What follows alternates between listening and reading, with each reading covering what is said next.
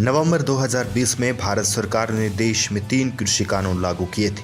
हालांकि कानून लागू होने के साथ ही उनका विरोध भी शुरू हो गया था और 1 साल तक देश भर में जगह जगह विरोध प्रदर्शन हुए, धरने हुए। आखिरकार 1 साल बाद नवंबर 2021 में केंद्र सरकार ने तीनों कृषि कानूनों को वापस ले लिया। विरोध प्रदर्शन के दौरान सोशल मीडिया पर सरकार को खूब आलोचना झेलनी पड़ी। सोशल मीडिया प्लेटफॉर्म ट्विटर के पूर्व सीईओ जैक डोर्सी ने बड़ा आरोप लगाया है।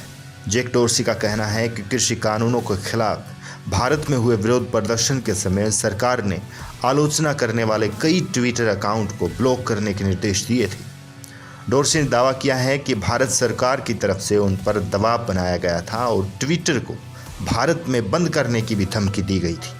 ट्विटर के को फाउंडर जैक डोर्सी के बयान पर किसान नेता राकेश टिकैत ने बयान दिया है।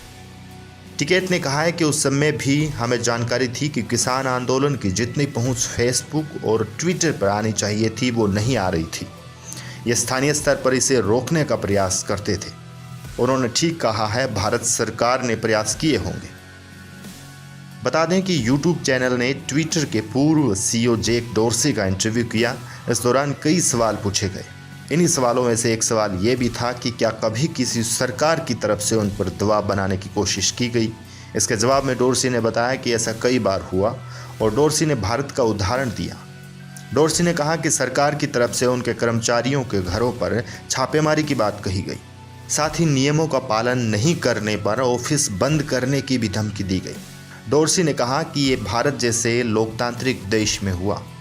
राकेश टिकैत ने ट्वीट करते हुए लिखा कि ट्विटर के पूर्व सीईओ द्वारा कहा गया कि भारत सरकार के द्वारा किसान आंदोलन के दौरान जो ट्विटर अकाउंट आंदोलन का समर्थन करते थे उन्हें बंद करने का दबाव बनाया गया।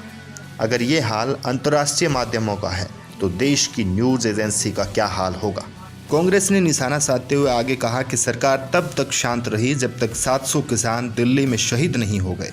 चुनावी नफा नुकसान को देखते हुए सरकार ने काले कानूनों को वापस लिया। बीजेपी नेताओं ने बरगलाने के लिए टूल किट का मामला उठा दिया। आरोप लगाया गया कि कांग्रेस टूल किट का इस्तेमाल कर रही है।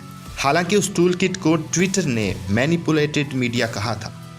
इसके बाद 24 मई 2021 को ट्विटर के दफ्तरों, अधिकारियों, उनके आवास पर छापे पड़ गए। अब समझ आता है कि यह सब किसान आंदोलन को दबाने के लिए किया गया था। सुप्रिया का आरोप है कि सरकार के कहने पर राहुल गांधी के ट्विटर अकाउंट पर भी 6 महीने के लिए रोक लगाई गई थी कि देश के लोकतंत्र को कमज़ोर किया जा रहा है। डोर्सी की टिप्पणी से ये बात प्रमाणित हो जाती है।